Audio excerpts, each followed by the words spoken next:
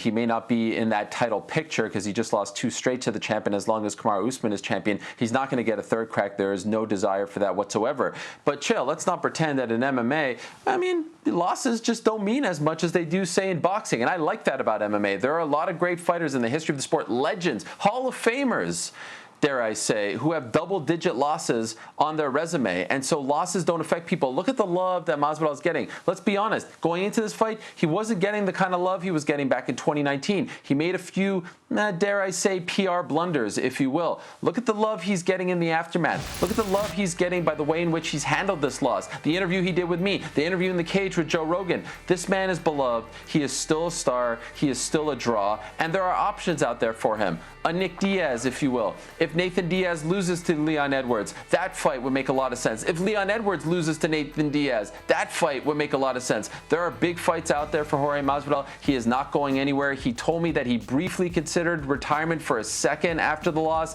but I'm happy he's sticking around. There's a lot more money for Gamebred to make.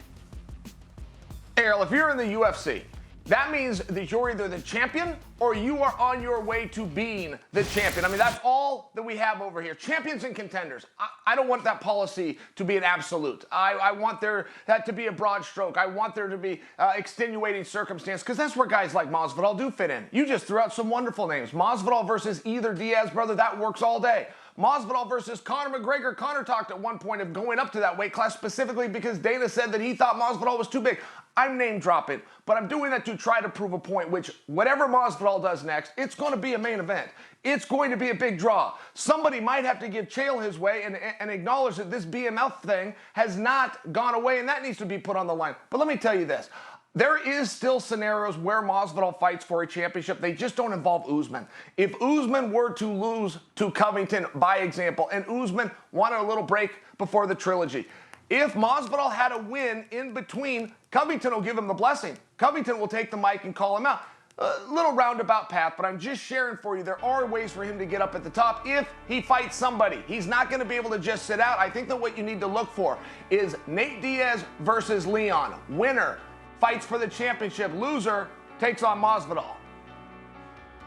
No, that's a phenomenal idea, and I can really see them doing it. I wonder if Nathan Diaz will be in the running for Conor, if maybe that fight against Dustin doesn't go his way on July 10th. We have a lot of time to figure that all out. I have to say, though, I do love the idea of Nick Diaz versus Jorge Masvidal. You know, Nick was in attendance on Saturday. He was sitting in the front row. It was great to see him back. I don't know if you've seen the photos of him online. He's in phenomenal shape. He wants to come back. He's hoping, I'm told, to return in August or September. Had a good meeting with the UFC after the event.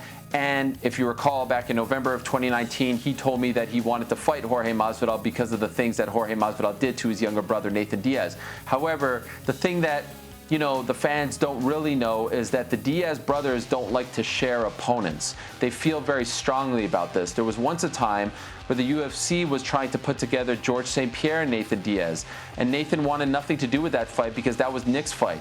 And I would suspect that at the end of the day, Nick will come to the conclusion that Jorge is Nathan's fight, even though he said what he had to say to me. But if you put that aside, I actually think the stars align perfectly for this fight. Like, it makes all the sense in the world. I don't know if Nick should be fighting, a top 2 guy right off the bat. I think he wants a top 2 guy. I think maybe easing his way back into it. Redemption fight for Jorge. You got a ready-made storyline there. Who wouldn't like a fight between those 2 OGs? It would be big business. But ultimately, even a rematch against a Wonderboy Thompson, we could go on and on with opponents. And that's the point, right? He has options. He's still a draw. He's still a star. He's still beloved. He'll still headline shows from here until the end of his career. Well, you steer this over to Nick Diaz a little bit. What was he doing there? I mean, in all fairness, I've been in Las Vegas when Nick was living in Las Vegas, and we can't get him to a show. His brothers fought before, not knowing if Nick's going to come out and support his brother, and that's where they're home in California. I mean, I only bring to you, why was Nick in Florida? Did he get invited by Dana specifically to have a meeting to talk about a fight, making his first fight in 6 years? What were we doing there? Nick Diaz wants to fight again. Nick Diaz would have fought again in 2020. He would have come back in 2020, in my opinion, if not for the pandemic. Nick Diaz is ready to go. I don't think he was selling me wolf tickets in 2019 when he said he wanted to come back. And so I think this was his way. As you know, as you just said, Nick doesn't just show up to be a fan, right? He shows up with a purpose. He showed up to let everyone know, essentially, I am back. Now, Who does he fight? Remains to be seen. But if Nick doesn't show up at some point this year, something weird must have happened because this man wants to fight again. Ariel, I appreciate that. Dana even told the world when the Oh. event was over, I have a meeting coming up with Nick Diaz. Why? They both live in Las Vegas. Why not meet at the office in Vegas? That's all. I'm making a little bit out of something, but why was he at the show specifically? Was he there to corner somebody, by example, and I just don't know? What was Nick doing in Florida? That whole thing was bizarre, and I thought as the audience, when they're going to do a cameo, we should be given an explanation. Why is he here? I don't think we should be given an explanation. This is the art of the tease. By the way, I don't think he lives in Vegas. I think he spends time there, but I still think he's a California resident. Thank you for watching ESPN on YouTube. For live streaming sports and premium content, subscribe to ESPN+.